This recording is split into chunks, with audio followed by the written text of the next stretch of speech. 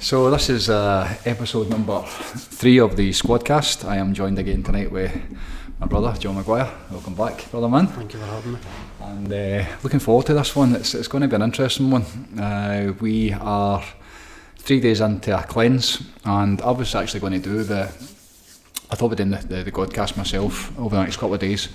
And I'm very aware of when I'm the same stuff every single week, and as I keep saying, my intention is to bring you guys on, then I circle those who are around about the work all the time. Sasha's hopefully going to be on next week. There's a chance she's going to be on next week, which is going to be awesome.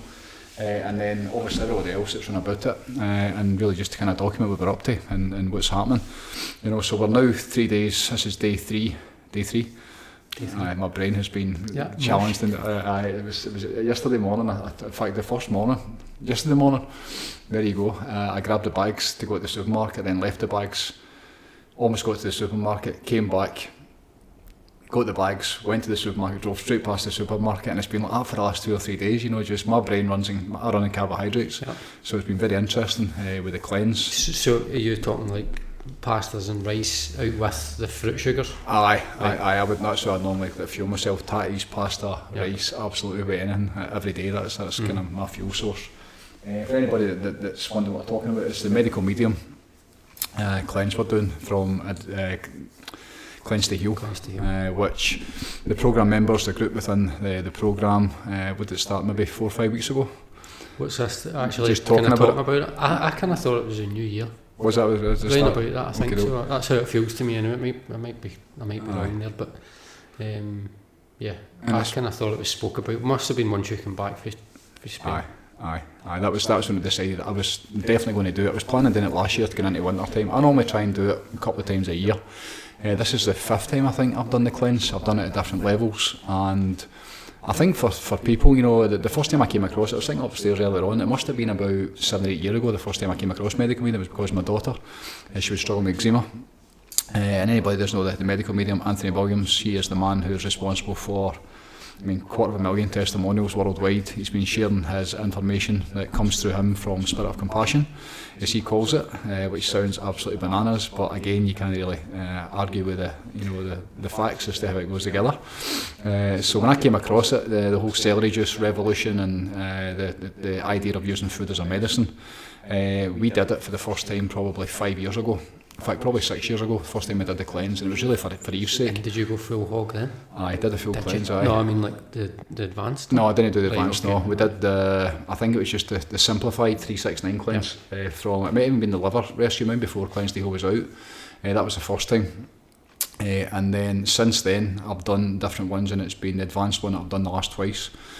So I know what it's like. I know how difficult it is. I've been really challenged with it in the past, what it actually brings up, and the stuff that it can bring out literally when you start to get through it. But the intention with the programme members and the programme, within the group, was to really let people, feel the benefits of what it feels like to give yourself a break, to give your liver a break, to cleanse yourself properly and use food, even the concept of using food as a medicine, and really introducing people to him and getting on about it. And it's been fantastic, the response, and you've obviously been a huge part of that. And instead of me coming on and talking about it, I thought, why don't we take this opportunity? We decided yesterday when we're probably in a better state of mind. I certainly was than I am today.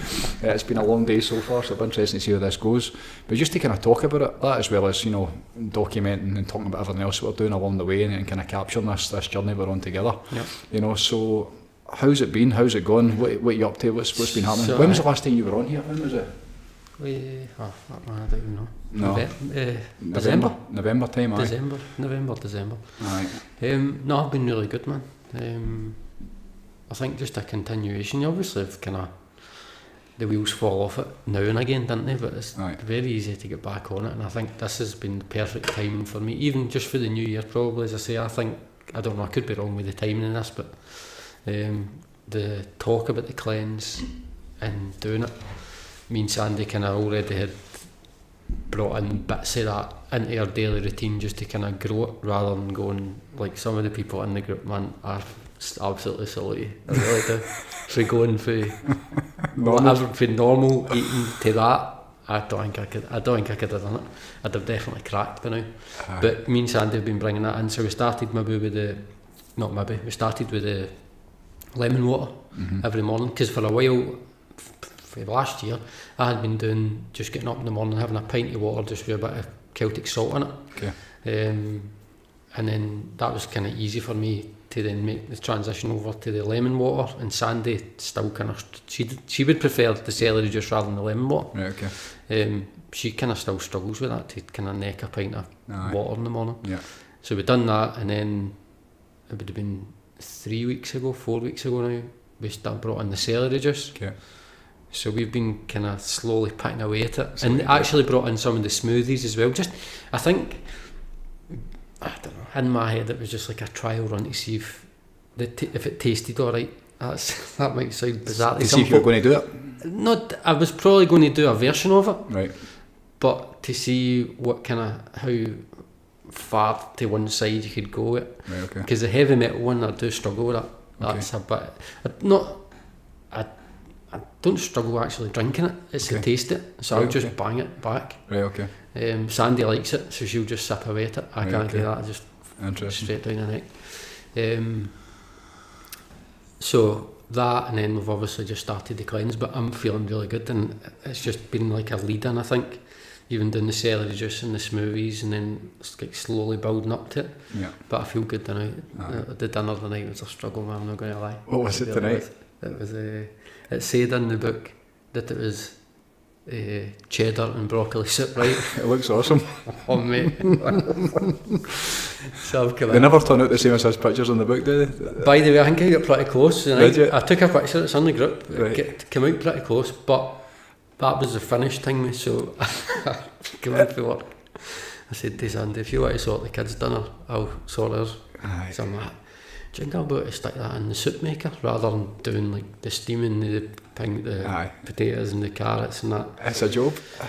I says I'll fire all that stuff in the soup maker, and it blends it and that for you too, which I'm doing, like I'm cutting a bit of the work out here. So if I can fire all the stuff in the soup maker, I've got the broccoli steaming on the thing. So the soup maker goes 19 minutes, it's usually perfect. That's the first fuck off I've had with it, right? So I open the lid on it. It looks like the old granite dust. The gritty way. Aye. What's going on here, man? So I taste it, I'm like, whoa. I don't know if I can do that. So I'm like, what do you think? I says, I'll put it on like another cycle, I'll try and blend it up again. Okay. It's still the same. I'm like, oh no. So I put it on another cook mode, brought it out. I'm like, it's fucking not changing. So we actually then transferred it into the blender, right, the proper blender, and done it, and it was fine. It was completely fine. Again. And Sandy actually went to the shop halfway through the dinner for another broccoli head, just for something else to eat. So listen, I'm loving it. You look completely different. I'm feeling really, really good. Over the last 4 weeks, I think the way we started it, we starting the lemon water in the beginning and talking about what it was, and I know how hard that is. I had a young student, it was 2 years ago, and I'm going to do it, and the day before it, the Saturday, I'm starting on a Monday, and he was here like about it all the time. I'll do it with you, let's do this together, big man. So unbeknownst to me, on the Sunday he goes out and has 6 coffees and goes for just takeaways and McDonald's. He got to about dinner time on the Monday night and he just absolutely cracked. Couldn't handle it. The nervous breakdown material, just absolutely. It was actually funny because when Pamela put that in the group today about how's everybody doing, I was like kind of thinking to myself, I wonder how many fell off it already. Like, I don't want to know, but it's interesting. Especially if you're cooking for the weigh-ins and if you're running about food and it's a habit as well. Yeah. You said yesterday about how you feel as if the eating's such a habit, isn't it? Yeah. And you're eating that amount of food, that quantity, so you're obviously not hungry, but you feel the desire to just, it's maybe because the sugars are missing, maybe because the salt's missing. It's something. Aye. I think salt might. So I said to Sandy as well, see what we had tonight for dinner. I'm not even kidding, let's see a bit of salt, that changes that completely. Absolutely. And it lifts it to like a proper meal for me anyway. Salt's I'm quite a foodie guy, Jim. I like my food and I do enjoy cooking. So it was like, I fucking need to put salt in it. But holding back, but no, it's been... Have you been battering the other kind of herbs and stuff and the spices to try and So that's been pretty good. So the first dinner we had, I think, was It was the stew, so there was a lot of spices in that. Yeah. And then last night we had like cauliflower and pea curry. Curry, yeah. That was beautiful. Wonderful. And then there was some of that left for last night, so I had like the potato salad with that just mixed through it again. So the spices, they definitely help because I don't know, there's you need a bit of seasoning. That's the biggest challenge I found when I've done the advanced one in the past. It's like there's no taste. Right. You know, it's like for the first 3 days it's spinach soup, which is basically organic spinach. I think it's a full orange squeezed, a lemon squeezed, garlic, and there might be something else, but there's not much, and it's basically blended. Yeah. And that's basically a lunch for 3 days in a row. And then dinner will be like a Brussels sprout salad, with Brussels sprouts and salad and nothing else. You know, and there's I don't think there's any herbs in that at all. I've done that a couple of times in the past, and it's intense. That's hardcore. I decided I was doing that, and then Jill chipped in the last time. I'm going to do it with you. Mm-hmm. And then within about 10 minutes, Sam and Eve, so the 4-years, were doing the advanced cleanse. Oh my God! And by the last day, the Waynes, God bless them, man. I remember Sam. Did they get there? Did they get all the way? We all finished Brilliant. it. We got to the last day, and I remember Sam going in and sitting like this, like spinach soup. He must have been about 17 or 18 at the time. And he just picked it up and walked into his room, and God love him, man, sat and had it, but it's like concentration camp stuff, it's like being in jail. Aye, and I think I said to you earlier on there that the next kind of 3 days, me and Sandy are doing the original one, so the kind of medium level, if you want to call it that, and the next 3 days is just like salad. Aye. Which is going to it'll be fine, man. Aye. Like, that I can deal with. Yeah. I know I can. Aye.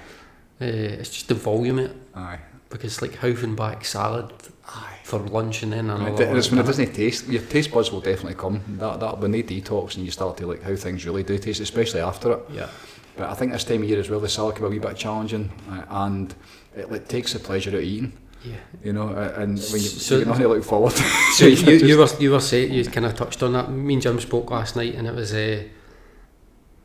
I'd say that I was really struggling with, like, I knew I wasn't hungry. I'm not even kidding you, I had the biggest bowl of potato salad you've ever seen in your life on Monday for my lunch, right? And I'm driving home from work, I'm like, I feel hungry. I'm like, I can't be, because I've ate that much, I cannot be hungry. And I think it's a tune. You're not chewing as much as what you would, or I'm not. There's something about when you chew as well, like signals to the brain, it's that, you know, it's sort of that response, isn't it? Yeah. I think I always remember, like, there's a number, maybe 18 times you need to chew a certain bit of food before you swallow, like, but I don't know, some of that stuff too, well, obviously the soups and that you can't, so that becomes a kind of struggle in itself. Yeah. But no, I've been great, mate, and Sandy's been great as well. She was saying the day, so Sandy works in the nursery. So they've been bringing out like lunches for the Waynes. So she knocked back like spaghetti bolognese yesterday, right? And chicken curry the day. She's like, well, like Michelin star as well. You know when they look at it, the smells. I had a real like craving for like all sorts of stuff that I don't even eat. You know, it's fascinating how it goes together. But I've said to you a few times, I really feel this is it's a kind of kick up the bum I've been needing for the diet, because I'm now already knew my mum fed me really well when I was a kid, right? And it was always home cooked stuff, and just for whatever reason sometimes you can't be arsed sometimes cooking, which is so wrong, but that was where we were at. And then obviously you're trying to get the kids fed and stuff like that, and then they wouldn't want what you're having if you were cooking like spinach soup, you know what I mean? But I'm not kidding on, but something along the lines. But this feels to me like another shift again. It takes work, the preparation of it, and even trying to get the right produce, and it's no easy. But as everybody's about to find out, you know, the ones that get through it and get the other side, it changes everything, you know, the level up, and especially how it feeds into everyone else that we're doing, you know. And the thing with the 369 is in 3 definite distinct parts. You know, the way that he explains it in the book, you know, how it's in 3 different stages, and there's definitely 3 different bits to it when you're going through it. So it's I said to you last night as well, like, I don't know if it was all the extra fluid. Every meditation I've done before we started has just been, I've not been like crying, but there's just been floods of tears when I kind of come to. But not emotional tears, or not feeling that? No, nothing really emotional coming up in the meditation as such. But I kind of had that realisation in the way to work the other day. I was meditating in the van on the way to work, and like this is the first time my body's ever had a chance to like kind of switch off, as far as I know. Because like, although my mum fed us good, you were still like a bit of shit in there, like biscuits or whatever. So having that, like that was a kind of a wee bit of a realisation that Monday or Tuesday morning, going to work and just thinking, like this is my body kind of getting better.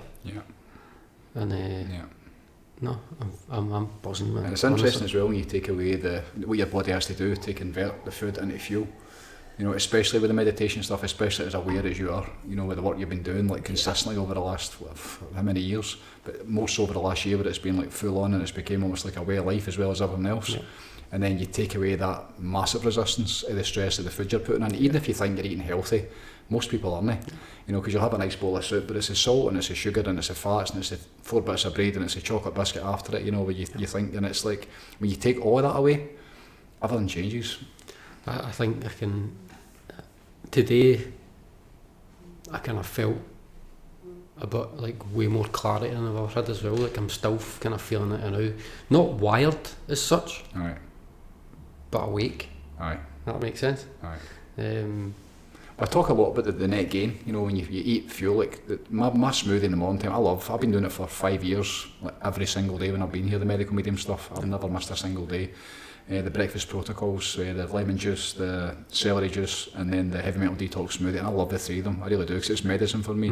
All the challenges in my belly of having a Western diet most of my life, they're all gone now, you know, but it's like I'll have like 7 or 8 bananas sometimes in the morning time, because that's me for most of the day, well into the afternoon. So if you're getting like 1,000 calories of clean fuel, where there's no exchange, you know, I talk about how if you have a McDonald's or a big takeaway, and you might get 7 or 8 like 100 kilojoules of like energy coming from it, but what your body has to do to convert it to the energy, that's why you're exhausted, you know, after eating a big heavy meal. Which that made total sense to me when you said that the other week. Like, I don't think people kind of realise that. Is they think they're fueling their body, but it's actually detrimental because it's actually taking your body more, or your body's using more fuel to convert that. Madness. It's just absolute madness. You know, so when you take that and then you add it into the other stuff, you add it into breathing, like functional breathing, and being intentional with other areas, before you know it, you feel like this, it's not wired, but it's like you see everything differently, don't you? You feel a lot cleaner and a lot clearer. It's very interesting. And you just said like intention there, like this is food is a massive part of that now. It's like I was probably aware of it, but not to the extent I am now, as kind of what I was putting in my body at that time. Like that, I don't think, I'm never going back to what I was doing before. Brilliant. And the kind of net effect of that in the house is me as, like, even for the new year, like we were having smoothies and that in the morning. Mia now has a smoothie, the wee boy's having a smoothie. Brilliant. Leo had porridge with me, like the gluten-free oats this morning with the apples and wild blueberries in it. Brilliant. Dynamite, man. It tastes like a cake. It's wonderful, Yeah. It's absolutely wonderful. So, and I saw that in the group as well with another couple of the lassies with the Waynes and that's what it's all about, and you see the kids like because they'll do what you do. Yeah. You know, you make that normal, you know, because the amount of kids you see, you get in that supermarket any morning, the kids going to the high school, and you see them standing with a can, it's not even Monster, it's a replica of Monster, you know, and a packet of sweeties for their breakfast, and you're going, for kids at 12, 13, and with that state of their adrenal glands and the stress it's putting them under, and that's every day, Jim, it really is. There'll be a very, very fucking 0.1% in a school that's actually probably eating proper. Which chance have the kids got? So it's interesting. It's going to be interesting to see how it goes with the rest of the cleanse. Interesting to see the group, like who makes it through it, and how, you know, how they're feeling. I'm interested, and we're trying to normalise it. I can feel even young Andrew was in here Monday night. What's Andrew, 21, 22, and he was considering, you know, like, what is it you're actually doing, because it looks amazing, you know. So again, it's that normalising this kind of stuff. Well, I think even for, I don't know, like for him, for Andrew, if he's got a fight coming up, surely that should be part of the cut. Well, we can eat as much as you want. Do you know what I mean? You know, for the last, what have I had 10, what's this, 2014, I went like whole food, plant-based whole food. And I mean, my body fat always sits at single figures. Why? Because I don't eat fat. You know, I can eat as much as I like, you know, and never feel any like inflammation in my belly. It's giving me clean fuel all the time. I mean, you add that to the protocols of breath work and all the other stuff that goes together. Before you know, you're not carrying any excess weight. Yeah. So for somebody like him, we actually spoke about it with Daz. Daz is used to helping fighters cut weight. And the pain and the suffering they go through, and how dangerous it is. Yeah. You know, in terms of like basically dehydrating your body and dehydrating your brain. Because you're going basically cold turkey. Absolutely, with everything. And basically it's like bringing all the water out their bodies. It's so body dangerous, you know. So you do that maybe, I don't know, a few weeks out for a fight, 3 weeks or whatever, and you start to get used to it, because you've said before, all that stuff in that cleanse is all water-based food effectively, innit? So it'll be very, very easy to pass it. Yeah. But I'm loving it, man. Nice, brother. Great. Well, it's been great everybody doing it together and lifting out about each other up and the support. That's been magic, hasn't it? I think so. It's been really great. It's adding to it. I really hope the people that are out there doing that kind of. I'm lucky I've got Sandy. Yeah. And I'm hoping people are leaning into the group to kind of keep them going, because it's hard. Of course it is. Really difficult. It's one of the biggest addictions, isn't it? Food, sugar. 100%. You take that away, it's like I always say, you want Armageddon juice, shut the supermarkets for 3 days. Right. And watch the fatties. Take John Maguire's salt away from them. Aye, absolutely. So what else is happening? What's been going on with your own journey? How's it been? I'm in a really, really good bit now. I have been for months and months, but I feel a shift just for the new year. I've had this thing in my head probably for the best part of 20 years that I knew 25 was going to be a big year for me. Interesting. It's my favourite number, my birthday. Right. So I always kind of had 25 marked out to be interesting. A big year, and I can already feel the shift in that the now anyway. Mm-hmm. Everything else, like work's work. You still need to go, don't you? You still need to show up. But no, I'm really, really good. Nice, bro. Nice. Happy days. And in terms of the work within the Vortex and how everything's been going on here, it's been over the last probably, I would say, before Christmas when I was basically burnt out. And you know, leading up through Christmas, and then when I come back from Malaga with seeing McFadyen, and I had to make changes. The way that things are starting to shift, and I feel a massive upgrade just now with Oyas. You know, I think everybody that's especially in our circle, I'm thinking the Boys and Boys Club and the people that are like really working every single day. There's a massive shift with all of us at the minute in terms of, for me personally speaking, the inspiration. And the information and the synchronicities that are happening and coming through, and even all this, you know, how it's all coming together. It's exciting where we're at just now. I think I'm happier than I've ever been. I have been, as I say, full God since the 2nd of January when I came back from Malaga. I've had half a shot of coffee, which nearly gave me a stroke about a week in. And since then, I mean, I've been doing more or less this diet, not to the level I'm doing it since it started, the cleanse. But I've not been far away from it. You know, there's been the odd bit of bread. I would eat bread all day, every day. I just love bread. Is there a way we can get that? Does it need to be gluten-free or what? Get a coin and sell that. I'll make a fortune. And then the disease within my body that I've been going through. So that this has been, and that all happened on the back of me starting, you know, going completely clean. You know, because I was at a point where really to fulfil my potential with this work.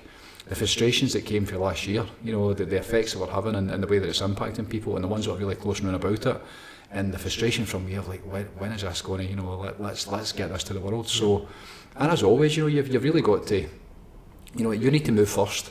I always feel with this work, like you move and then it's like almost God moves, you know, and that's the law of attraction as well. You make the move yourself, and then like the response to the field or what you're trying to attract or what you're trying to become or whatever you're trying to do in your life. You need to you need to level up first before it actually starts to show in your life. And since January time, since I come back, I mean, everything's changed. I'm a different human being than I was before Christmas time. And, you know, as excited as I'm feeling just now, as well as and as good as I'm feeling in terms of well-being, how balanced I am, you know, like in terms of, I don't have a lot of stress anyway, but there's zero stress. The way that I'm sleeping, I've never slept like this in my life before.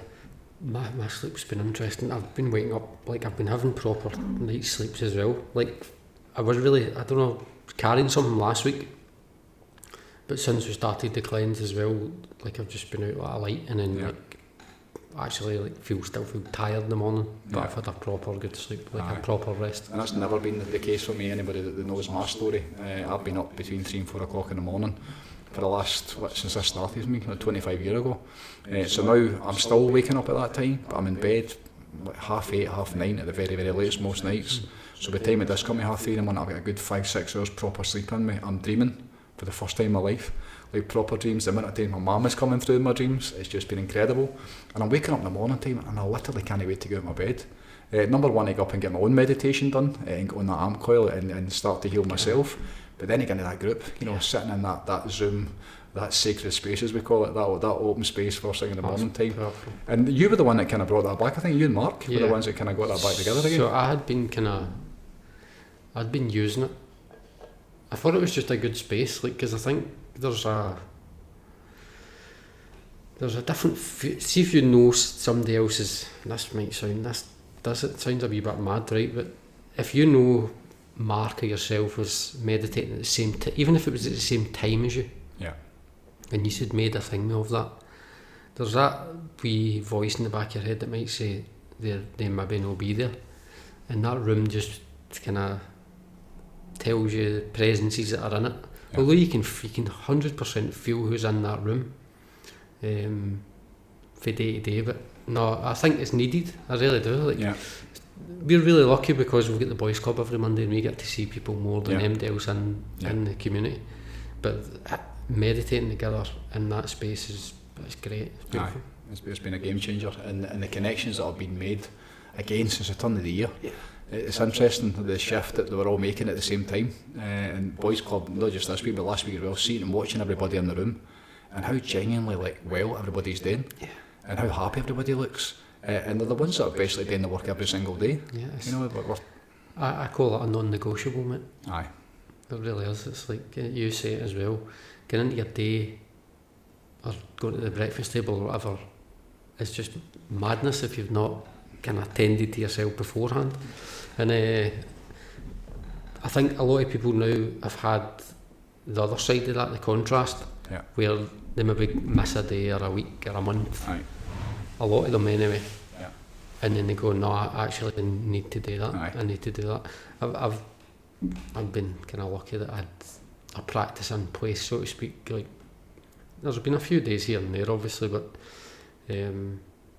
most days 100% it'll be once at least, but now it's like 2-3 times a day. Right, so what is your practice? What do you do every day? I'll get up usually 4:45, 5 o'clock, and I'll go and set an alarm or just wake up? I set an alarm. Sometimes I wake up, other times the alarm wakes me up. Kind of when I was staying with my dad and my mum was away, I was honestly like waking up in the middle of the night, just called it. I don't know whether that's been back in my old room or whatever it was. Did you have your old pyjamas on? No, never. Your old teddy bear, no? No, that was a great week. Big Ted. It was a great week. I really enjoyed it.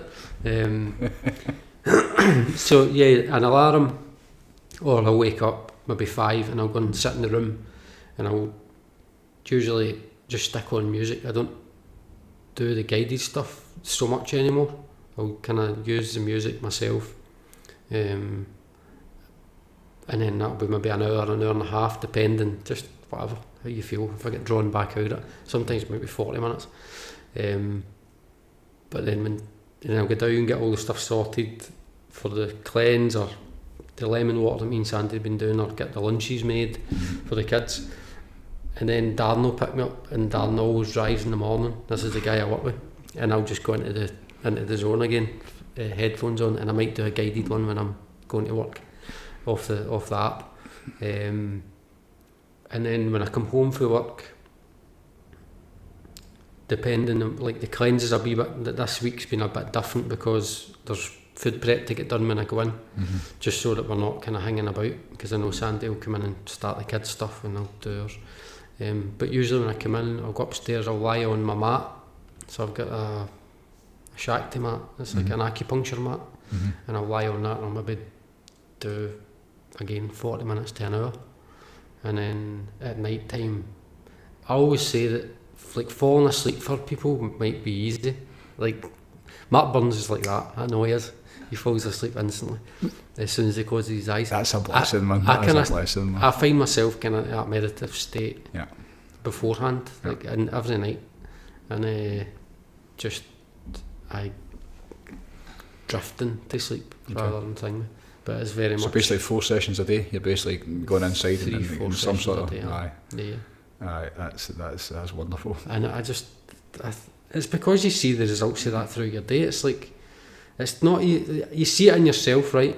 But the easiest way to see it is the people round about you. Yeah. So Sandy or the Waynes or Darren, the guy I work with. Yeah. Now that guy's unrecognisable for last year. Okay. Just he's not as angry. Okay. And it's because I'm not letting him get it. Just like, nah, it's fine. Through entrainment, you think, or what you're bringing to it? Or? I don't know. I think just that vibration. I don't know, that vibration. Because you're sitting in meditation. Aye. And by the way, there's been times as well that on the way home, Darren will say, I'm just going to nod off. I say, fire the headphones in, I'll stick something on for you. Bit of jouter on.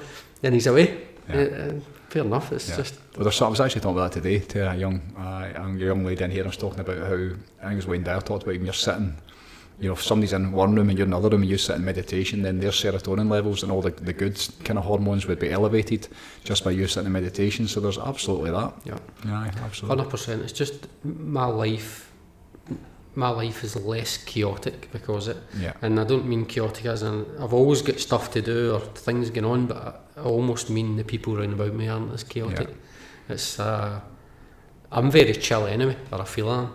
Yeah. But now I'm just uneven.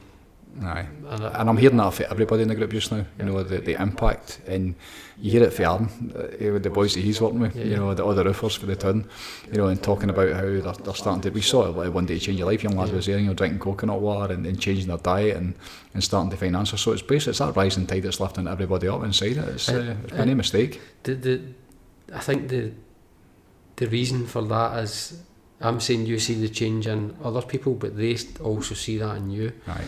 And they might take wee bits of that away and try to cope. And that's the best way to... Actually, Marnie asked me this morning, she's trying to help some people. What's the best way to do that? And she's trying to get them knowing about the programme and get them into the group and all that kind of stuff. And I'm like, it's not going to work. You know, and she's desperate to help people, you know, so that compassion to help another human being, that was me my entire life. And she's like, so the question is, how do you do that? And the best way to do it is just, the only thing you need to do is to tend to yourself. Shine your light, man. And get it for yourself and shine your light, because eventually, when you shine that bright, somebody's going to ask you, what is it you're doing? 100%. And then at that point, you've got a chance. Because if you go to them and go, this is what you need to do, who likes to hear that? Can't hear it. Doesn't work. It was funny as well, because I seen Lynn at the weekend on Saturday. It's just glowing, man. It's brilliant. I love running into Lynn now. It's awesome. Every time you see her? Every time I see her. It's great. And she was saying, like, again, like the stress levels of whatever her job is, I'm not sure exactly, but she's just saying, like, nothing sticks to her. Aye. Just that. It is what it is. Yeah. And that is it's a great way to be, just in everything in life is just, you know my belief on that, like, these wee things all happen for a reason, right?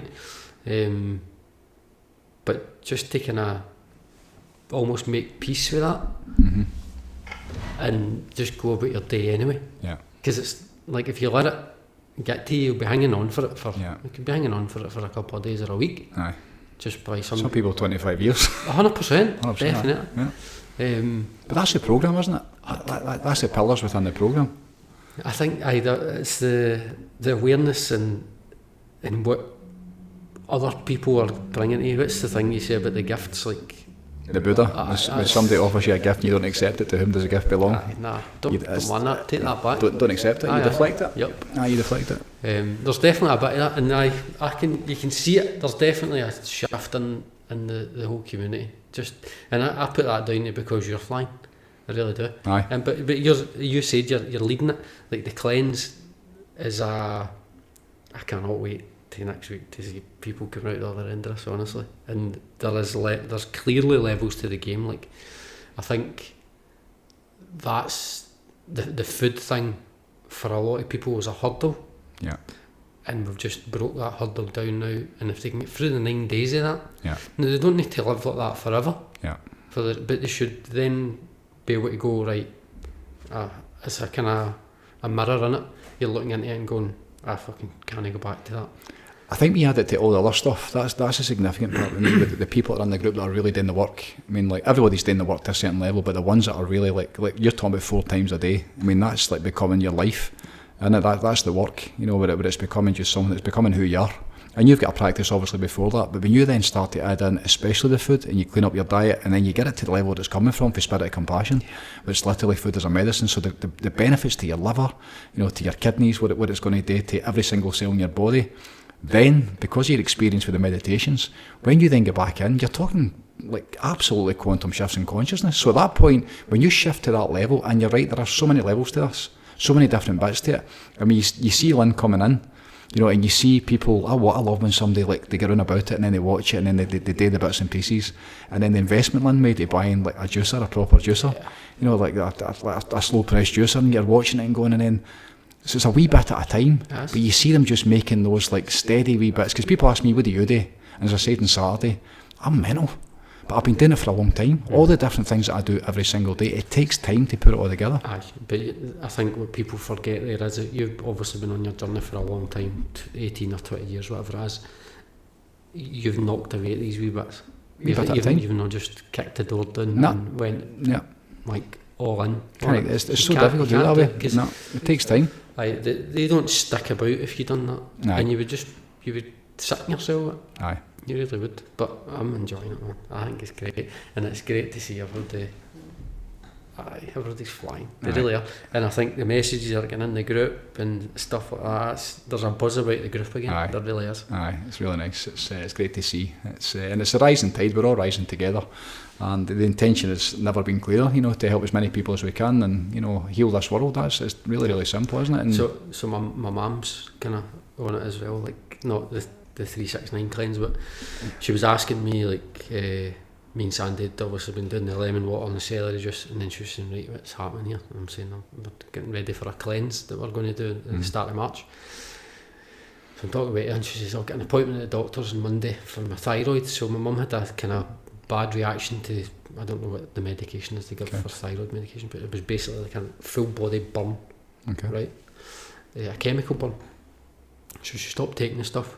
And on Monday she was going to get results of a blood test that got done to see what she was going to get back on her medication or whatever. And I says, the guy, Anthony Williams, has got a book about thyroid healing. I said, you should get it. I said, it's an option for you if you don't want, because she's like, I'm not taking, my mum's never took a tablet in her life. She's got to 70 without any medication, nothing. So she's like, right, I'll book and got it. So she bought it that day, and then I'm now running my mum off celery juice every morning and going round. I was saying to Sandy, so my mum asked me to get her a juicer, but I was saying to Sandy, I've not bought her it yet, but I quite like the fact I get up in the morning and make her juice, and then I see her first thing in the morning. Beautiful, man. So I've been really enjoying that. So I'm kind of waiting as long as I can. That's wonderful.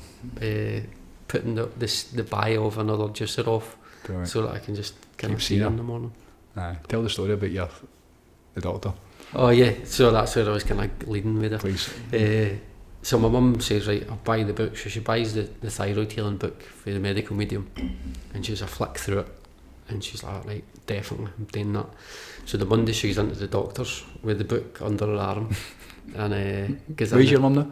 She's 72, I think.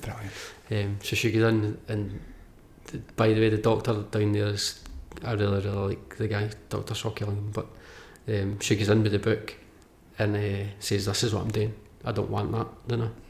So Dr. Shockley takes the book off her and starts reading it. She says he's in there for half an hour, he's going through the book, reading it. He's like, yep, that seems fine, I'll give you 90 days, we'll do another set of blood tests in 90 days, see how you are.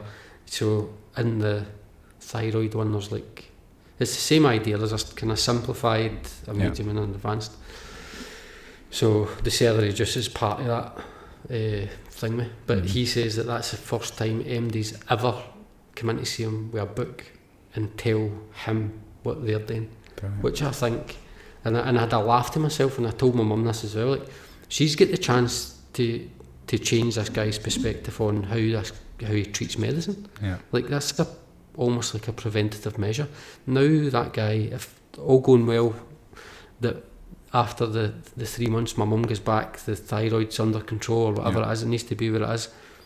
That then is going to be, could potentially change, or it's going to change the way that guy sees medicine. He's now got another option to give people before they go to is it thyroxine actually, isn't it? Before they put them in thyroxine, or even if you've opened his eyes to the medical medium as a whole, to go and read the other stuff, because there's absolute gold in there. It's because that whole system, it's, again, I spoke to somebody today that anxiety, went in with anxiety and was given the standard, whatever the standard anxiety pill is, begins with a C, can't remember the name of it, and beta blockers, and went blind in one eye on beta blockers, like in their teens, and you're going, what the I mean, you look at the, again, without getting into it too deeply, but the whole, that allopathic healthcare model, where all the medicines are basically oil-based, you know, and the body's 80% water, and you really like to look at and go, right, okay, so I hear that every single day. The amount of horror stories, even within the group, one of the guys, his partner, you know, the horror story because of like the amount of thyroid medication that she was given, and the damage that it did to her, it's almost irreparable, you know, and you're thinking, at what point, because again, there's so little responsibility, because I've been like indoctrinated, pardon the pun, and really like almost brainwashed, you know, because of this is the only way to do it. You know, I mean, you look back to the origin of medicine, where food was literally as a medicine. Hippocrates, let food be thy medicine. You know, and now all the tinctures and all the herbs and all the, even try to get the proper like ingredients, it's mostly it's all gone. You know, so we need to bring it back. Aye, 100%. It's like the system is designed to push people in that direction. Like you just look at all the fast food stuff that's out there, all the other rubbish that's on the market for stuff. Like I've said it for a long time that there's half an aisle of real food in a supermarket. Aye. If you're lucky. And the rest is just junk. Aye.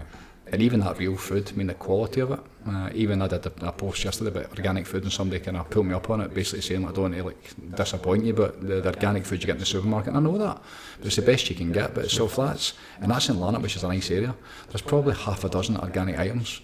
And even to question how organic they really are in terms of like proper, because of the quality of the soil that's getting bloody sprayed in there, and the quality of the water, you know. So, and the rest of it, you know, 99.99% of it is just stuff that's going to make you no well and make you ill. And because it tastes good, and because it looks good, and because we're addicted to it by design, then that's what we see as food. You know, as what was the lad saying in the group the other night? It's like, how many meals has he had in his whole life, like proper food meals? That's an eye opener for me. Again, like I'm blessed that way. Like honestly, the stuff we ate growing up, knowing what I know now, because at the time it was easy for it to go, I don't like that.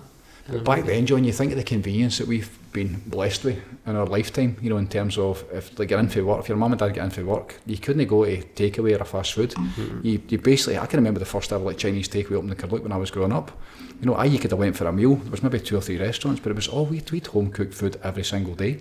You know, unless you went out for a meal. And my dad had carrots in the back garden and tatties in the back garden, so you're basically taking stuff out of the soil. You know, so we've got the convenience now. We can basically, if we are under pressure or under stress, and the kids maybe don't want what you're going to eat, and you can basically just go and pick someone up on the way home. But it's, I mean, the young lad that was here on Saturday, the issues at 21-year-old, he's having his stomach, you know, and just absolutely like crippled with his stomach, with pain in his stomach, and the inability to go to the toilet, and you don't even need to ask, because you know he's been feeding himself his whole life, you know, just through, you know, it's not lack of awareness, whether there's no awareness. And it's no ignorance, because it's not his fault, you know, but it's the environment that they're in and what's available to them, and the price is a huge thing for it as well. You know, well, you're saying that, right? So I've been thinking about this quite a bit as well. Like, people have got no problem paying, I don't know what McDonald's is these days, 12 quid or whatever for a meal, right? But if a heart of celery, 75 pence or 80 pence, do that. Couple of lemons, some vegetables for soup. You could basically do your whole day's meals for what it costs you to eat that shit. I was in the supermarket yesterday, Monday morning, and I spent 40 quid in Lanark, and basically organic produce, bananas, I guess not organic oranges, the celery, garlic, lemon. I think I spent 40 quid, and it would literally feed you for a week.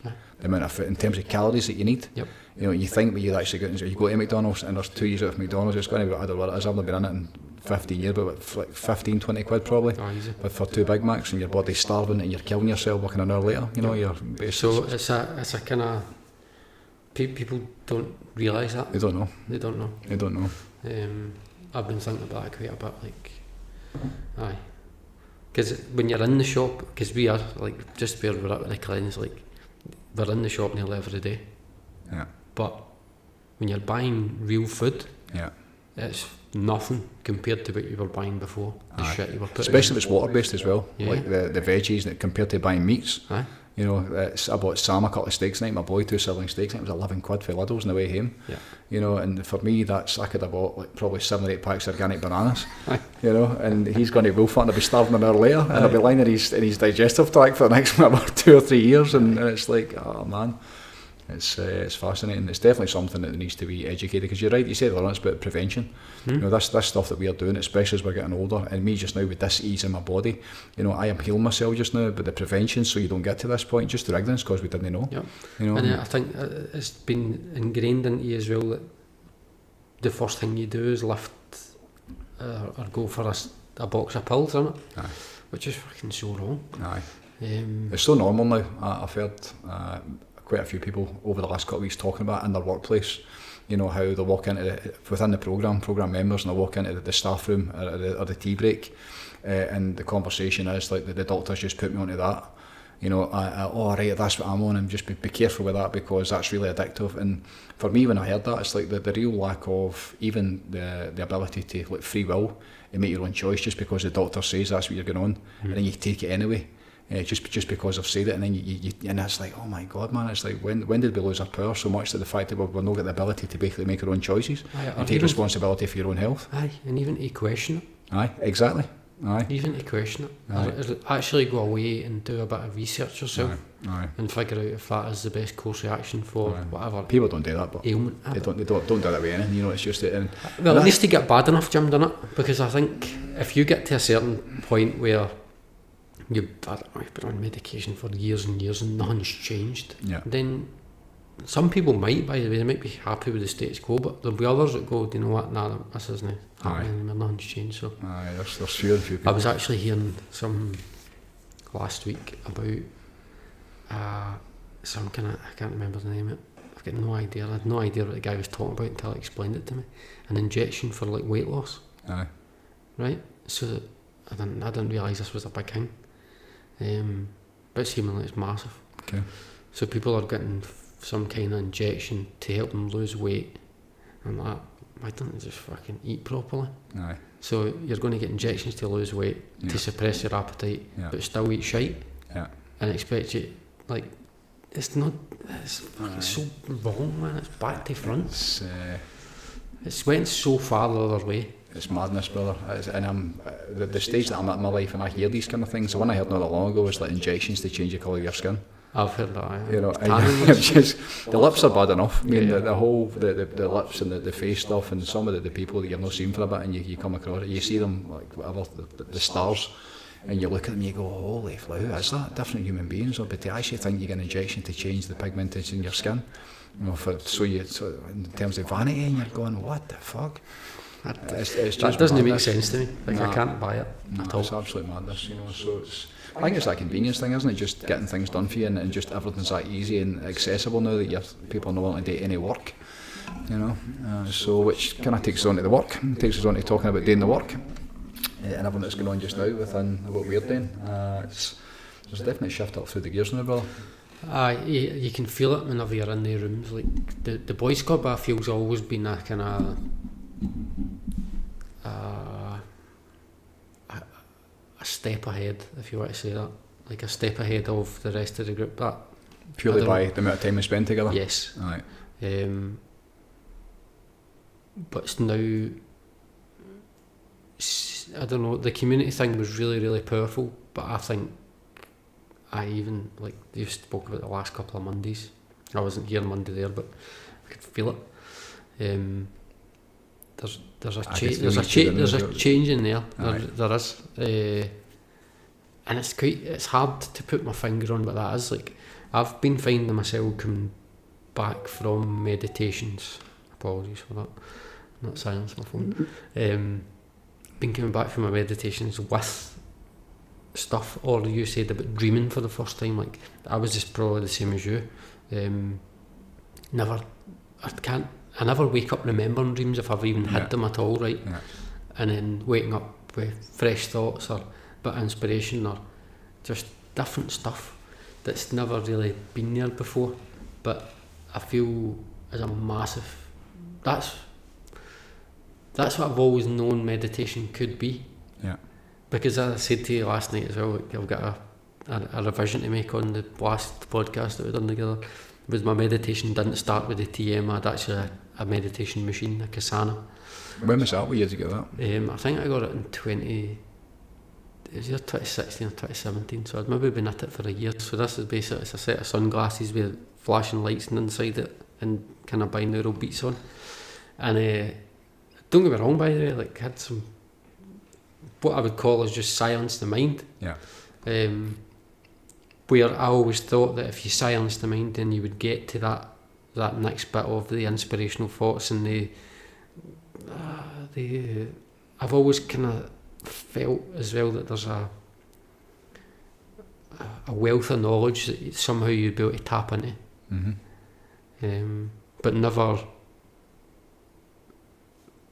knew really what that looked like, if it was a case of it comes to you or you go for it. I mean, and I think it's a bit of both, to be fair. Aye. Fascinating. Absolutely fascinating. So in terms of, so how's your meditation now? What are you getting from your meditation? Meditation for me it's always kind of been about, it has been about silencing the mind. That's always been what it is for me, to get rid of. I think that's what people think meditation is. Yeah, but it's, aye. No, they do. When you ask anybody like to learn how to meditate, the thing is we're basically escaping and like peace of mind, which for me I would call that like relaxation, or even better than that, contemplation. Yeah. But the ability to shut that off, people think that's what meditation is. But, well, there's a bit of that. It depends kind of where you were at. I'd struggled for a long time of kind of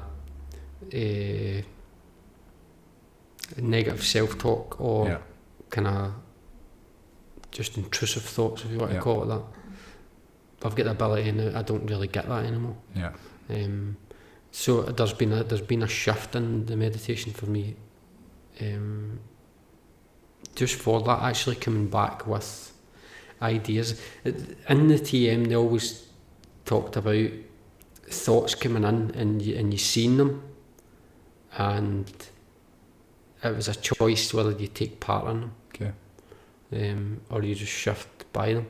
And I kind of, that makes more sense to me now. It's one of the things, you're only ever ready to hear where you're at. So the silence in the mind for sure was that. Meditation now for me is just about, I don't know, I love just thinking about other people. That's what I do. And that was one of the things I put up the other day, was the analogy about the bus driver, which I thought was absolutely brilliant. Please share that. It's a belter. So it was basically, I think the book's called Best Seat in the Universe. So the book goes, there's a grandson lying with his dying grandfather in the hospital, and his grandfather's passing over, and he's holding his hand and gets pulled into like an alternate reality, right? I don't know, like another dimension, another state.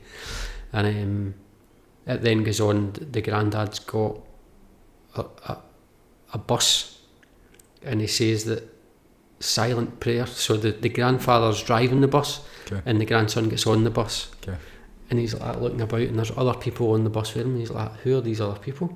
He's like, that's just people like thinking about me and sending me prayers.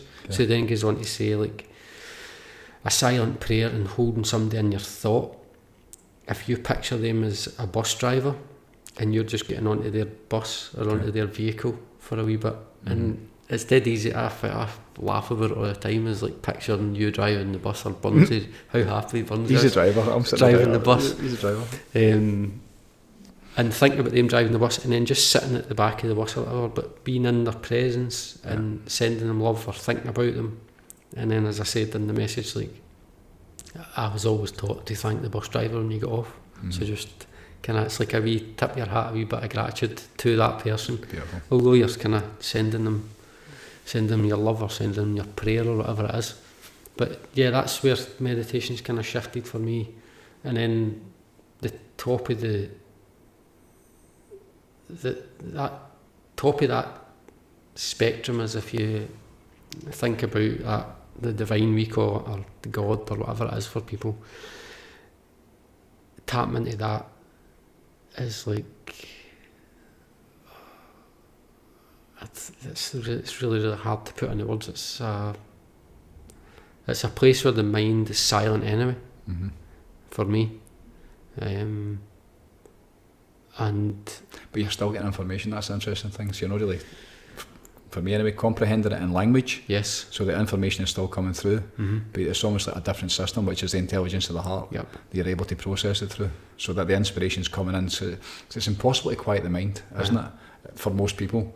So it's when you get beyond that, and the way that I teach it is by switching to feelings and get into the coherence of the heart, and then when it's coming through, so you're still getting the information, but it's coming in feelings and emotions and ideas, but not in actual words and thoughts and that kind of way that we would normally come in. Yep. Right. So I've, like I said, but I don't know if it's just because I've had that practice for as long. My mind is, as soon as I kind of go into meditation, there's nothing. Yeah. It's like a blank screen almost, and I can almost think about or project what I want that route that meditation wants to go to.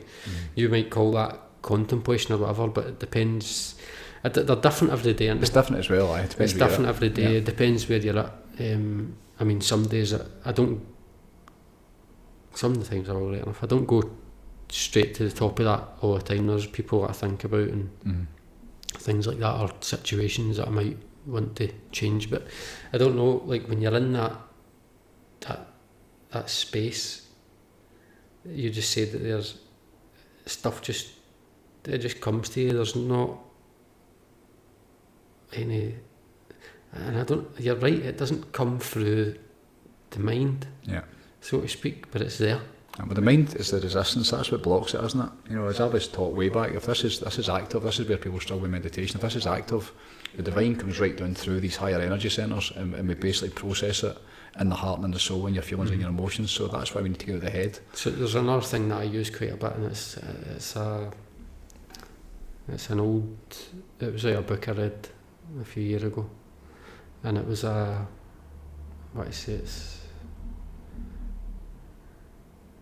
can't remember the language. Assyrian? Not Assyrian. Can't remember. Anyway, but it's basically Anina Rakma is the kind of mantra. Okay. So Anina is I am. Okay. And Rakma is unconditional love. Okay. So the way that it's described in the book is you're essentially breathing in through your third eye, which is and you're breathing that in the Anana. So I am. So you're breathing in the unconditional love out here, bringing it in, and then the Rakma on the exhale is out through your heart. So it's like a loop almost. Beautiful. Which I find, I feel like I've got so many different ways to do it. Ways to experience it. Yes. Right. And the thing is, that is always only doing the same thing. It depends what you're coming on with. It's how we contemplate it for the lower levels in the mind and the ego to try and make sense of it, isn't it? That's the challenge. That's the work. Yeah. So there's like lots of other kind of mantras and that same thought process or same way that you would do it. It just changes, but I am unconditional love is like the top of the tree for me. That's what I would. Yeah. Anything else is. God is love. Yeah. Absolutely. I am that I am. 100%. And the connections you mentioned there a wee bit about the sending love to people, and I spoke about this previously with the last few weeks when I basically was up, I think before I went on holidays and it started, basically tending to myself and loving myself. Yeah. And then sitting in meditation and the realisation that, you know, I've never ever needed it. I never wanted it. I didn't know it was missing. And it was yourself, absolutely, and obviously it was Mark Burns, it was Aaron, I was tuning into Sasha, like the Maguire, the people that are in the group every single morning sitting in meditation, and really just the realisation of the connections that we're making. And I think that's most palatable on Monday night at the Boys Club, because we're experiencing it every Monday night. Yep. And you sit, you know, between everything that we do for a living, like all the building trades are covered. You see, we've got our own building company, so it's the boys for the hood, and boys basically working on building sites that are sitting in this field of unconditional love, and really kind of, you know, when you're able to first and foremost experience it, and then you start to, as your awareness and your practice expands, and then you start to play with it in terms of, right, so what am I doing with it? And that's where really silent prayer comes in. That's where the power of intention, we're sending love. I told the story about Daz, and I've told it many times, where I'm basically sitting in meditation like a month ago in here, and I could just feel at the end of it, like, how much I loved him and how much he loved me. This is a brickie, the enlightened brickies I call him. Yeah. And right at the very end, he came out and he gave me the heart, and he doesn't do that, and I don't fucking do that either. And straight away I said, I really love you, son. And he said, I love you too, Jim. And again, it was fucking beautiful. Yeah. So I think us being able to experience that and watch the shift. And Michael got it on Saturday, sitting at that group at the table for the One Day to Change Your Life. First thing he said to me is like, what the fuck have you been doing? Because the whole thing has shifted that much, certainly since the turn of the year, but it was leading up to the whole last year. So we're doing that practice. We're in every morning meditation. We're coming here every Monday night. We're expanding. We're growing. I'm being more and more open, which the last couple of weeks in particular, you mentioned that about the last couple of sessions. Maybe talk about that a wee bit. Healing with intention, and what people are getting on about and what's becoming normal to them, and the connections that are being made. So when you go to sit in your meditation the next morning, and you're basically tuning in. When I sat for that first time, and it was Big Aaron that got me. And he tells me he loves me every fucking day. I wonder if he's actually alright. I've not heard from him today. He's still alive. But every single day, and it's a real gratitude and real love for this work, and what this work is doing for him and what it's done for his life. So to me, to tune into that, and I've sat with him hundreds of times now, and I can feel the power that's in his heart. And and you couldn't mark him with a baseball bat. He's the hardest lad you'll ever meet. So for him to speak like that, and for him to become that, and him to send it, without realising it, that the power in it, and then when I eventually got it and tapped into him, I couldn't stop greeting. Yeah. Just by allowing the love into my heart. So when you're sitting in that meditation in the morning time, and you're in that sacred space, that group, that silent meditation, and you're tuning into each other, the vortex that that's creating, the power of that combined field of all us sitting in union with the divine. We talk about the 100 monkey, and how it's not going to take everybody to fix this for it, but it's going to take enough of us. Yeah. I think that's where what we'd done, not Monday there, but the Monday previous that I was actually at. That's all you need. Aye. That's right. Sorry. You're fun again, like you sacked. Sorry. Sharon. I'm fine. I love you too. Yeah. So the love for yourself, that was probably the first time I kind of got that or heard that. Do you know a guy called Schultz? Which one? I don't know. Okay. He's actually got a movie out that Jonah Hill's in. Okay. Jonah Hill made the movie about this guy. He's like a therapist, but he's got a book called, I want to say it's just called The Tools. And he talks about thinking about yourself as a younger version of yourself, as a kid. And we speak about it quite a bit as well. Like, when was that time where you lost your innocence or your thing? To think about that and then hold that in your mind. Now, for years, not years, probably if I started being more active around about you, that was like a younger version of myself, so maybe 6, 7 years, 8 years old, and then giving that person a hug. Mm-hmm. So he spoke about that as not as so you've obviously got your soul, but you've got your intellect as well, and just kind of reconnecting the two of them. Yeah. So that was the first time I kind of heard it, and then I'd another one that I kind of post sporadically in that group just when I'm kind of inspired. Love it when they come in. But one of them before was I love you versus I love you too. Yeah.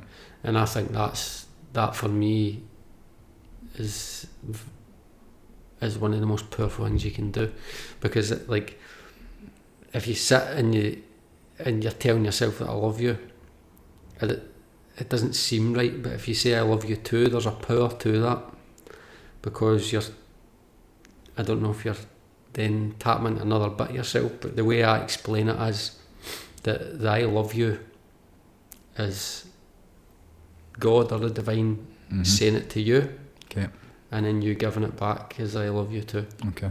And I think that holds more powerful, because I don't know, maybe I'm wrong, but I love you too, if you say to Jill, I love you, and then she says I love you too, you'll feel that more than, I believe, more than she would have felt you saying that to her the first time. Yeah. I don't know. I get that. Yeah. I think it carries more weight. Yeah. But the love for yourself, that just comes with the work, doesn't it? It really does. Yeah. It's a, you said it's a realisation, it's a powerful thought to have, that you've never ever included yourself in that. Yeah. All the stuff you give away to other people. Yeah. And never once took a minute to show compassion or to show love, or to show even gratitude for yourself. Yeah. I think that's maybe where I was getting at earlier with driving to work and then the tears coming in the van, is like the realisation of the first time I'm helping my body heal, my vehicle, my vessel heal itself. Yeah. And actually, I don't know, there's a wee bit of gratitude in there for that, 100%. Yeah. Beautiful, absolutely beautiful. That compassion for yourself. I was talking to Brian about it, my acupuncturist for next week for you, brother. And he was talking about how anybody that does this work at a certain level, how they never ever really need anybody, and most of them get sick. You know, and I think I'm very aware of that, and I've heard about it my whole life, you know, how anybody that does this kind of stuff, you know, how they get caught up in everybody else's shit and the vibrations of it, and they all get sick. Even the great yogis all get sick. And there's definitely something about, you know, and what do we teach? Tend to yourself, first and foremost. Yep. And I hadn't done that for a long time. Since this place was opened in 2016, I have not tended to myself at all, with the intention to help people. Yep. You know, so the realisation of, like, you know what, the lessons are, it's like, get on the fucking programme. What is the programme? To get it for yourself first. Yep. And if you don't get it, nobody else is going to get it. That's it. So you need to basically, it's not leading by example, it's just it's doing the programme. Yep. It's getting on the programme. And I think since everything changed for me, you know, turn of the year and coming back, the only thing I'm now doing is looking after myself in ways I've never done before. And everything else just falls into line. Everybody else, I'm being able to give so much more of myself away in ways that I could never have done before. Mm. Why? Because I'm getting the things in the morning time. I'm 3-4 hours every morning. Can't wait to get out of my bed, you know, to sit in meditation. The stuff that's coming through for me in terms of, you know, the realizations of what the divine is, and the relationship that is available to every single human being, because it's there anyway. It's everywhere. Yep. You know, and God's not doing anything different than he was like a million years ago. It's just doing the exact same thing. It's just being God. It is that field of love. It is that way, as I call it. You know, it's that essence of divine perfection that's everywhere. So the only thing we need to do is stop fucking being us, you know, and find whatever it is through, like, cancelling the resistance, you know, with what you're spending in your heat, you know, where you're spending your thoughts. This is where the diet is so important, you know, the poisons that you're putting in. You start to take away all the fuels, the bits of resistance, take down the barriers of resistance. Before you know it, you sit in meditation with a clean body and a clean mind, with one thing, intention, and you can get every single bit of it very, very quickly. And that's the field that I'm seeing just now, where people are really tuning in, you know, and where it's coming through. For me, I'm being able to be more and more open. Even if we're having this conversation, it's going to go to the world, you know, I wouldn't have done that a year ago, because not that you're afraid of where people are, but probably people weren't ready for it. You know, and with the group, with the boys club on a Monday night, the stuff that's now coming through, we talk about the last couple of Mondays, the healing with intention. But all we're really doing is, you know, the healing work that I've done over the last, what's it been, the last probably 15, 16, 17 years since I started healing work, maybe a wee bit longer now actually. Started like healing work, started with Reiki, then moved into angelic Reiki, and then healing with intentions, I call it, which is basically tapping into the divine and the ascended masters, which is only love and only goodness and divine light in ways that you can't even imagine for the low levels of consciousness. You're able to tap into that and then allow other people to experience it and then teach them and show them the way to do it. And then when you see what's happening, which is literal miracles taking place, by doing what? By loving each other, by being honest and being in your heart, and by the power of intention, bringing in that field, you know, of consciousness, of the divine, of the matrix, whatever the fuck you want to call it, doesn't matter what you call it, but being able to tap into that and then allowing it to come through you and express it to the other human being, it's fixing everything that it touches. You know, and what we saw 2 weeks ago, and even again on Monday night there, you know, whoever is on the bed, all you're doing is bringing in love.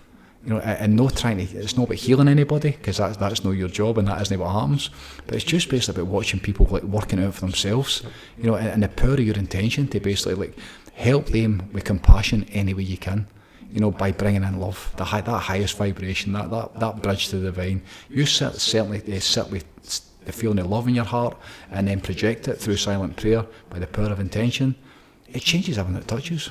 You know, so it's and the fact the boys are in about it, and the fact we're all doing it, and now the new group that's just been formed as well, which is that's going to be incredible. I'm really looking forward to that. So me and Mark driving up here 2 Mondays ago, and again, this is just it's through practice and seeking knowledge that I've found different bits of this, and then just like you're always understanding bits as well where you're at.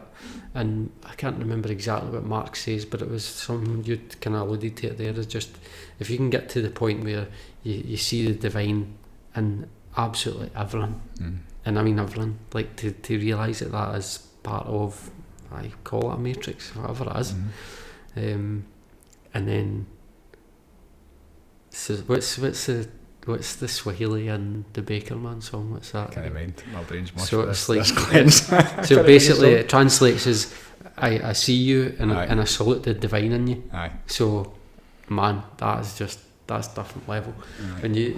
When you can get to that, they realisations I get throughout the day, like you have them, you maybe be on it for a couple of days and then not that you forget it, but it's just another that thing, the constant remembrance. Like that's the place to live for, man. Is to like even the people that you maybe no like, right? But to go, fucking, do you know what? There's a bit of that. There's a bit of goodness in them, and then just. Well, it's in everybody. So the way that I'd heard it described the other day was like the yin and yang. There's never always on the white side. There's always, that's what the black dot is. Yeah. And then on the other side is that. So if you've got, there's a wee bit of each. Yeah. So just like that person, I don't like. Well, it's literally in everything. The science I've been learning over the last few weeks, you know, when it talks about the Big Bang and the source, like before the Big Bang, like the word was God. The silence, you know, the Brahma, the originator, the whatever you want to call it. When that happened, every single thing that there is came through that whatever the fuck you call it, that explosion, that event, whatever happened. So the divine source energy is in every single living thing. Of course it is. I'd go even further on that and say it's in the stuff that we don't believe is not living as well, like fucking rocks, and it's all. Well, it must be. It's all part of it. It must be. It's all part of the way. It's all part of the source, isn't it? Of course it is. All part of it. And as I've spoken about it loads of times, you know, when I had that very first enlightened experience where I became everything, one of the biggest things that I realised was there was no separation. No. So it was like I became everything and everybody. That's what it felt like. You know, in a way you can't even, like, that's why when I say brother and sister, I can tell where somebody is, but depending on the response there. You know, but at a certain level, we are absolutely all connected. There's no question about it. And once don't need to die, because the level we're at just now, in terms of the meditations, that's a truth. And once we die, we're straight back to it. We're back into spirit, back into that field. That was another bit of that. The bus driver thing was like, I was trying to say to the group that it doesn't only kind of work, but to think about somebody that's passed on as well. Like they're in just a different vehicle now. They're not in this human body or this human shell anymore. But we both know that they're somewhere else, but they've still got a fucking bus. And they can still drive it, and you can still think about them, and you can still go on it, which I love. The connections, the bonds are just they're so powerful. And my mum's birthday, you know, the tears of joy that I had for the first time really, and I know where she is, and I felt where she is when I sit in meditation. I can feel her every day. You know, the connection's better than it's ever been. But that on her birthday, you know, and just not birthday. Well, it was her birthday because the day she died, so she was basically reborn. But on that day, when just sitting in meditation, the tears are just like joy I'd never felt before. How happy for where she is, you know, and feeling where she was at, and just how good her life was at that time. You know, being in the presence of the divine and being in the field, and it's like it's so wonderful, you know. And death is a huge thing. Death is something that, you know, so many people have got challenges with. I watched my dad, God bless him, you know, just like my mum and all the stuff that goes through. How many people are hung up with that? That's a bit where you've transcended like the almost the selfishness that you're wanting to keep your mum around alive for you, although it's not the best thing. Aye. See, at the time when she passed, my mum went through hell. The system killed my mum, and she went through literal hell for the last 2 years of her life. And see, when she passed, I remember Jill saying exactly that at the time, like, wanting her back would just be like selfishness, because where she's at just now, and she just knew it from the beginning, you know, and I knew it obviously, and you feel it, but now to really like, feel where she's at and how she's doing and how it's going and how much she's helping in so many different ways, and the ability to still have a relationship with her, and it's still shite because you don't get to see her. You're talking about your mum. I would give my right arm to meet my mum Sally just to take them tomorrow morning. Of course I would. You know, so the fact that you've got that awareness and savouring it, 'cause so many people don't. They basically miss the experience by the time that it's too late, you know. So it's it's absolutely fascinating, brother. Absolutely brilliant. How's your daddy? He's good, man. So tomorrow, he's really good. He's good. Tomorrow we're going to see Brian. Good. So hopefully hopefully that'll kick him on again. But nice. No, he's been sleeping, man. Maybe a bit much. Is he? Aye. He's good. He's doing really good. Nice. I've noticed a big change in him, and like as I said the last time, I didn't realise how bad it was. I had no idea. Okay. But no, he's been good. He really enjoyed. He was at one of the lives we've done as well. He enjoyed that. Really did. So what was the sense that he was? I didn't really. When he told me at the time, I didn't really understand what he was talking about in terms of the Parkinson's sensor. What is that? What was he? So he's got like it sounds like an old mobile phone vibrating. That's what it sounds like. So and that kicks off when he's. It's on all the time. Right. But so I'd done a healing session with my dad before he'd asked me actually, because I knew I was kind of doing stuff with you, and he said, this is what he says, I've told you this. He said, "Do you think I should go up and see Jim?" I said, "Aye." He says, "What for?" He says, "Just to kind of see what's going on in that." And I don't know if you'd maybe heard one of the podcasts talking about a healing session. I'm like, "I think I can do that for you. Do you mind if I do it for you first?" Beautiful. So he took off I said, "Get that thing away, because it'll just keep annoying you, because it's on all the time." And a healing session is just basically hands-on, intentional, bringing in love, channeling whatever it is, the entities, the higher powers, God, like the intention to help somebody find their relief. Like a shared meditation. Yeah. And so he took it off and he was gone. And, and I think he slept for about 2.5 hours on the bed. And this is before, like, he couldn't get an hour's sleep without him kind of. He does take that thing off at night time, but during the day it's always on. What does it do? It's to stop with a stammer. It's almost like not a pacemaker, but like a kind of kickstarter, I think. It just throws the nervous system off to stop with the stammer. Okay. And other stuff you'd need to ask him. I really don't know the whole thing behind it. But he finds relief using it, which is great if you can get it. But turning that off and giving him a break for that, and then sleeping, and then now seeing where he's at, it's at a couple of months later, 3 months later or something, he's just brilliant.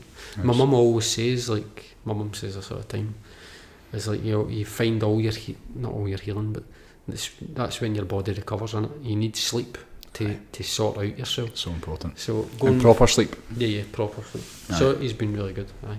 Nice. Give him a gas, please, will you? Aye. Absolutely beautiful. So, we talked about one day to change your life a wee bit. What's in terms of your take on like, how we're doing and what's going on and all that kind of stuff you've been to, is that the third or fourth one day to change your life you've been to? I think it's only it might be the third. Things have definitely changed. I feel a massive shift in terms of how it's coming through. I think the day itself was very, very different. Yeah. It was so powerful, man. We kind of had a itinerary what we were going to do, right? With the kind of, which we kind of stuck to. Yeah, we did. Right. So the kind of theory, if you want to call it that, in the morning. Yeah. And then before we were going to go to the river, that session, that I think you called it a weird breath or whatever it was. There was a kind of, I thought it was going to be a small breathwork session before the river, which turned into be maybe a 45-minute, maybe even longer session. But the visualization aspect of that was incredible. It was I'd love to speak to the people that were there to get their take on it. So we done the breathwork session. It was going through you, as in, you were talking the person through. We were turning up in the cars. We get to the bridge. There's no fucking about. It's going to be cold. Breaking down every single challenge or issue or hurdle that they would have had in their mind. The question got answered in that visualisation before we even went to the river, which was absolutely incredible. And none of that was planned. I hadn't even considered that. It's stuff I've done in the past, but that's when you say that it comes through you. There wasn't a single bit that was planned. Aye, and I think until last night, I don't know how much of that you remembered. I didn't remember any until you said. So we got to the river, and it was like people were, I don't want to say they were in a trance, right? But it was the quickest dip we've ever done, I think. Yeah. It was straight down, changed, in the river, back out, and then I was speaking to Jamie, and Jamie says that was like quick on it, like there was no because usually when you go there's a couple going, oh, I don't know if I can get in, or cold or whatever. He's like, I was really kind of quite smooth, and I said, that's because everybody's done it. Yeah. And he says, what do you mean? I said, well, we've all done that in that breathwork session before we came down here. Yeah. That everything, mate, you spoke about everything. You talked about getting in the river, getting up to your knees, and then sitting back. Interesting. It's going to try and steal your breath. It's going to try and steal your energy. It's going to be fucking cold. It was fucking freezing. It was cold. Aye. And everybody done it. Yeah. No bother. Yeah. And then straight out. And then when we get back, it was zero drama. None whatsoever. Nothing. None. And everybody got it. Everybody getting it. Everybody done it. Which I was kind of quite surprised to know. There was a couple in the room that, I don't know, it's almost not taking bets with people because I never discussed it with them, but in my head I'm like, nah, there's no chance. That never happens, does it? No, not. They don't. People always, I say I've had probably 12,000 people in the call now. There's been one or two, and it's normally in big groups, and it's normally because of the attention they get for it. Yep. You know, it's the ego getting fed for some level, and it's like, fucking check me out, that kind of stuff. But when you're so that was incredible, and then we were back. It was like a kind of working lunch, if you want to call it that one. It was like on the run. It was quick. It was a quick turnaround, and then straight into that meditation at the end. And again, like, I think just the power that's going through the group now, man. Aye. And I think it's not going to take 100. It's not. No. I think it's nearly here. Right. Aye. And just need the healing with intention class. Yeah. Is that's going to shift up gears again. Aye. I think so. Aye, that was Monday night when we were. It was because basically the last 2 months were Sacrifice Boys Club to basically bring love into people that have never experienced before. You know, and just batter fuck at them with love. You know, and I'm sitting on Monday night and I'm going, it just come again when you're in this place now. I can't keep up with it, but I'm sitting and going, we need the women on about this. We need the entire group for the programme to be access to this. My intention is to teach everything that I know. I've taken 20 years to learn. I want to get it away so that anybody can do it. And it's like the programme members and the amount of like just only goodness. As Andrew said when he set up, there's only goodness in this. Yeah. There's only, when that laddie says that, you're like, fucking hell, we're on it. But we know that anyway. But the intention to share that and go, well, why don't we do both? We can still do Boys Club on a Monday night, but then that becomes back to Boys Club again with all the stuff we're doing with that, all the good stuff with that. But at the same time, another night now, every Wednesday night, you know, we're going to be doing the healing with intention. And just thinking that there's two bits to it. It's what you're learning in terms of, again, it's that compassion and bringing that level of love and pure intention to help another human being, and what that does for not only them but for you. And then at the same time, when you're on the table and you're really getting it and you're surrounded by that level, the group's everything just now. That group on Saturday, when you're sitting at that table at the back, that was lifting the whole room. So as I always said, Abraham Hicks said to me, or taught me, one person alignment is more powerful than millions who are not. My question was always, what would happen if it's fucking more than one? And now the amount of people that are in full alignment every single day within this work, you know, and tapping into the divine with intention to basically fix the world. You know, it's going to be interesting to see like how many it's going to take when we start to, like, it really starts, because it's already here. It's now starting to really gain positive, like, proper momentum. You know, but when we get this healing group going on a Wednesday night and we start to get everybody else tuned in, because the quantum shifts in the healing that take place, You know, and there's something about that. You know, the Greg Braden video, The Divine Matrix, where the three healers are standing over the top. The lady that's got, I think it's on her, is it her kidney she's got? A tumour, a cancer tumour in her kidney? It's her pancreas. Is it? Like they've got the ultrasound on it, and it basically the tumour disappears in real time. I remember seeing that when it came out. It could be 20 years ago, and just watching this disappear. And the way he explained it was, the chanting they're doing, they're all Orientals, and they're chanting they're doing is healed. So it's not it's going to heal, or let's just see if it heals, but it's like already healed. So you're coming from the very end. You talk about the power of intention, and obviously the lady that's lying in the bed, she's in it as well. Her belief system's massive in this as well, believing that it's actually going to work. But when we're putting people on that bed, or when and it doesn't need to be people, it can be you yourself. When you're able to tap into that and allow it to come through you, and literally coming from the end. Big Michael in here the other day, I spoke with Michael's session that we had with him last Wednesday, and it's like, when you basically surrender everything and you hand it over, and I think that's been the biggest thing for me just now. I talk about like full God and like making a channel. That was a deal I made a long time. Make me a channel that helped me help people. Once I got it for myself, I just wanted to help people. But recently, over the last 2 or 3 weeks, I've been sitting in meditation, and the way that that's coming through is completely changed again. It's getting simpler and simpler and easier, so I can explain it, I do believe. But the feeling of like really being serious about it, like. And it feels like everything I'm going through just now, and the massive expansion I've had to make, is my training for what's coming. You know, and it's at the point now where I'm really like, Hawkins says, like, meditation's almost like a trap. It's how you bring it into your life. It's how you make your life like a walking, awake, aware meditation, so you become loving in a daily state. Absolutely. And I absolutely, and that's where, and it's interesting, there's been a couple of people that have been really like bugging me. There's one in particular that doesn't stay too far from here, and I've got nothing but love for him, and the guy's an absolute tosser. He really is, but I've got nothing but love for him. I really do. I can feel the goodness in him. He's just a casualty of war, you know. So it's being loving. It's being in that state at all times. That constant remembrance that comes from Saj Marg. You know, being in that place where, and for me, what it's basically manifesting is the realisation of it. You know what? The age and stage I'm getting to, if I don't do it this time, I'm not going to get it. I'm not going to fulfil my potential. But it's that real like devotion to the divine, and for the first time, really like properly, I'm in, like I'm full in, and I'm really saying like I'm handing my life over. That's what it feels like just now. I'm devoting my life, whatever's left of my life, to whatever it is, the divine, the love and the light and the grace and the goodness, to try and get this world back on its fucking feet, and to help as many people as I can for the rest of my days. That's what, it's in a way that I've never done before.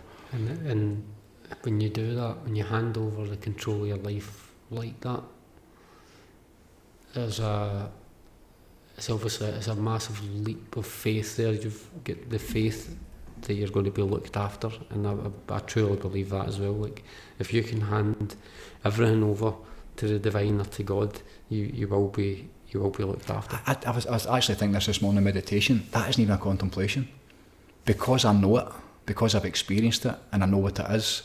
Then it already there's nothing to question or chance.